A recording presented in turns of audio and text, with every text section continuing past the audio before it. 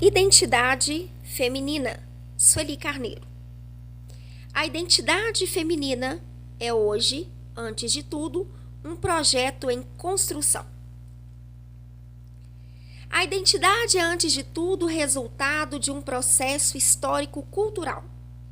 Nascemos com uma definição biológica, ou seja, homens ou mulheres. Ou nascemos com uma definição racial, brancos ou negros. E sobre essas definições sexuais e raciais se construirá uma identidade social para esses diferentes indivíduos, homens, mulheres, brancos e negros. E essa identidade social será construída a partir de elementos históricos, culturais, religiosos e psicológicos.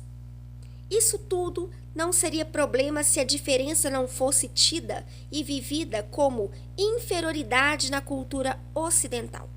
O que implica em dizer que a identidade é também algo que se constrói em oposição a alguma coisa, pressupondo, portanto, o outro. Nesse sentido, a identidade feminina se explicará na sua diferenciação em relação ao masculino.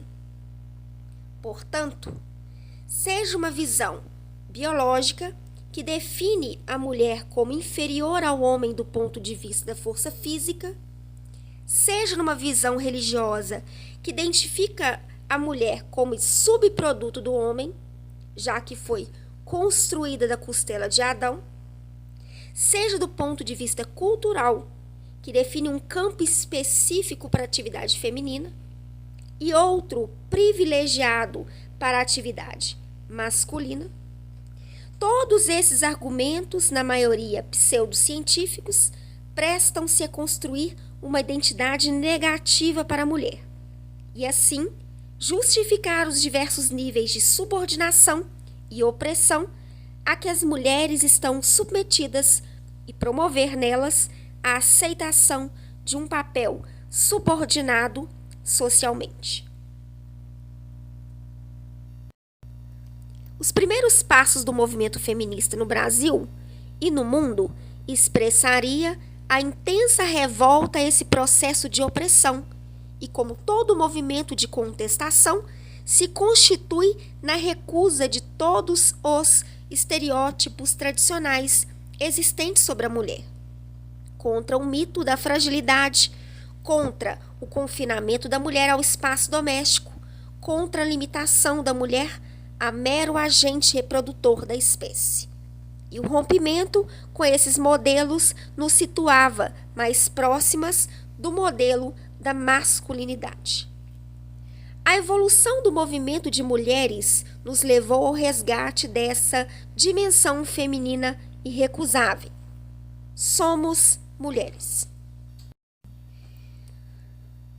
Temos útero e não pênis. Procriamos. Somos mulheres e pensamos. Somos mulheres e estudamos. Somos mulheres e trabalhamos. Somos seres plenos de potencialidades, excedendo uma cidadania de segunda classe. Então, o que é ser mulher hoje? Entendo que a identidade feminina é hoje, antes de tudo, um projeto em construção que passa, de um lado, pela desmontagem desses modelos introjetados de rainha do lar, do destino inexorável da maternidade, da restrição ao espaço doméstico familiar e o resgate de potencialidades abafadas ao longo de séculos de domínios pela ideologia machista e patriarcal. Mas, por outro lado, a identidade feminina enquanto projeto em construção é fundamentalmente o esforço de construção da plena cidadania para mulheres. E essa nova consciência feminina tem organizado as mulheres em torno de diversas bandeiras de luta. Portanto, se é verdade que homens e mulheres podem desempenhar as mesmas funções ao nível do mercado de trabalho, há de se lutar para que homens e mulheres tenham salários iguais, para funções iguais e assegurar também às mulheres o acesso às ocupações superiores no mercado de trabalho. Se é verdadeiro que homens e mulheres podem desempenhar as mesmas funções, há de se lutar para que a educação formal ministrada pelas escolas não mais reproduza os estereótipos que direcionam as meninas apenas para as atividades consideradas femininas, introduzindo nos livros didáticos e demais instrumentos pedagógicos tanto a crítica a esses modelos como propostas de tratamento igualitário a homens e mulheres. Se é verdadeiro que a diferença não significa desvantagem, vamos questionar, enquanto mães, professores, etc., o nosso papel de reprodutoras da ideologia discriminatória contra a mulher. Se é verdade que a diferença biológica determina características diferenciadas ao nível da saúde para homem e a mulher, há que se lutar por um programa de atenção integral à saúde da mulher em todas as fases de sua vida, pois os diversos ciclos vividos pela mulher na puberdade à terceira idade exigem tratamento diferenciado.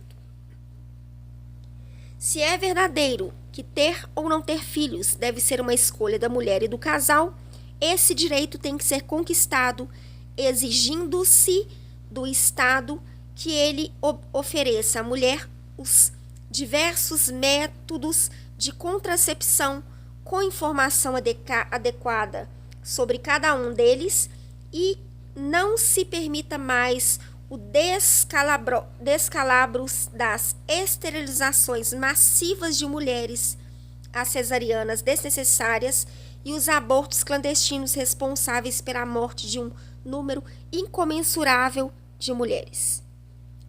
Se é verdadeiro que a mulher tem o direito de ter controle sobre a sua própria reprodução, há de se atuar sobre o sistema público de saúde, que vê a mulher, particularmente a das classes populares, como incapazes e ignorantes para usar os diversos métodos contraceptivos existentes, induzindo-as à utilização de métodos que a mantêm passivas diante do sistema de saúde, como as laqueaduras, os DIUs, entre outros.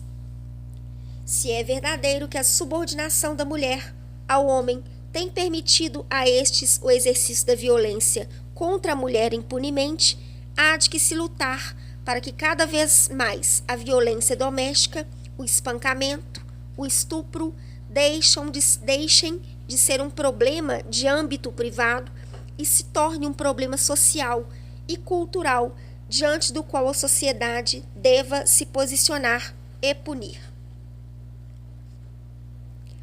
Portanto, a identidade feminina, enquanto projeto em construção, depende hoje da aquisição deste conjunto de direitos capaz de garantir às mulheres o exercício de uma plena cidadania. Porém, será que este conjunto de direitos será capaz de garantir plena cidadania a todas as mulheres brasileiras? Será que através deles promoveremos a construção de uma identidade unívoca às mulheres? Ou melhor, será que a identidade feminina, historicamente determinada, é a mesma para todas as mulheres? Afinal, que cara têm as mulheres deste país? Quando falamos do mito da fragilidade feminina, que justificou historicamente a proteção paternalista dos homens sobre as mulheres, de que mulheres estão falando? Nós, mulheres negras, fazemos parte de um contingente de mulheres, provavelmente majoritário, que nunca reconheceram em si mesmas esse mito, porque nunca foram tratadas como frágeis. Fazemos parte de um contingente de mulheres que trabalharam durante séculos como escravas nas lavouras ou nas ruas como vendedoras, quituteiras, prostitutas e etc. Mulheres que não entenderam nada quando as feministas disseram que as mulheres deveriam ganhar as ruas e trabalhar. Fazemos parte de um contingente de mulheres com identidade de objeto.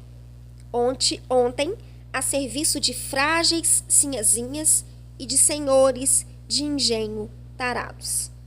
Hoje, empregadas domésticas, de mulheres liberadas e dondocas ou mulatas tipo exportação. Quando falamos em romper com o mito da rainha do lar, da musa idolatrada dos poetas, de que mulheres estamos falando? As mulheres negras fazem parte de um contingente de mulheres que não são rainhas de nada, que são retratadas como antimusas da sociedade brasileira, porque o modelo estético da mulher é a mulher branca. Quando falamos em garantir as mesmas oportunidades para homens e mulheres no mercado de trabalho, estamos garantindo emprego para que tipo de mulher?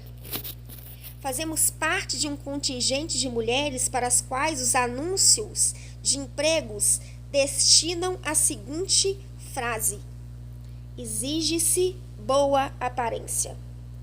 Quando falamos que a mulher é um subproduto do homem, posto que foi feita da costela de Adão, de que mulher estamos falando? Fazemos parte de um contingente de mulheres originárias de uma cultura que não tem Adão, originária de uma cultura violada, folclorizada e marginalizada, tratado como coisa primitiva, coisa do diabo, este também um alienígena para a nossa cultura. Fazemos parte de um contingente de mulheres ignoradas pelo sistema de saúde na sua especificidade, porque o mito da democracia racial presente em todos nós torna desnecessária a coleta da cor dos pacientes nos formulários da rede de saúde, informação que seria indispensável para avaliarmos as condições de saúde de mulheres negras no Brasil, pois sabemos por dados de outros países que as mulheres brancas e negras apresentam diferenças significativas em termos de saúde.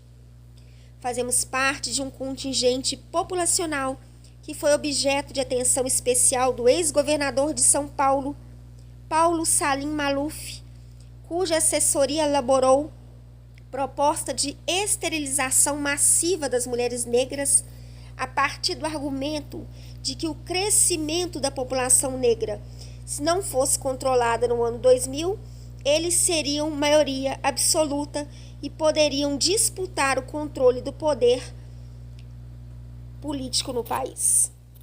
Essas colocações têm por objetivo apontar que o pressuposto que afirma a identidade feminina como um campo de significações particulares incorre no risco de não considerar a perplexidade de tais das relações sociais. Tal complexidade implica na existência de totalidade feminina e masculina, insensatas diferenciação. As mulheres negras advêm de uma experiência histórica diferenciada e o discurso clássico sobre a opressão da mulher não dá conta da diferença qualitativa da opressão sofrida das mulheres negras e o efeito que ela teve e tem ainda na identidade das mulheres negras. A ausência desta compreensão tem determinado que, no geral, as conquistas do movimento de mulheres negras tendem a beneficiar as mulheres brancas como consequência da discriminação racial que pesa sobre as negras. De maneira semelhante, as poucas conquistas do movimento negro tendem a privilegiar o homem negro como consequência da descriminalização sexual que pesa sobre as mulheres negras. Como foi o dito anteriormente, a identidade feminina é hoje um projeto em construção que depende do rompimento com velhos modelos impostos à mulher, que depende da construção da plena cidadania mulher pela garantia de seus direitos fundamentais. E o rompimento com esses velhos modelos passa também pela rejeição na prática da discriminação racial que institui a mulher branca como modelo privilegiado de mulher. E a construção da plena cidadania para as mulheres brasileiras passa também pela rejeição aos mecanismos de discriminação racial, como a boa aparência, que garantem acesso privilegiado ao mercado de trabalho para as mulheres brancas. Passa pela existência da coletado quesito cor nos formulários de prontuário dos pacientes para termos o direito de saber do que adoecemos e do que morremos.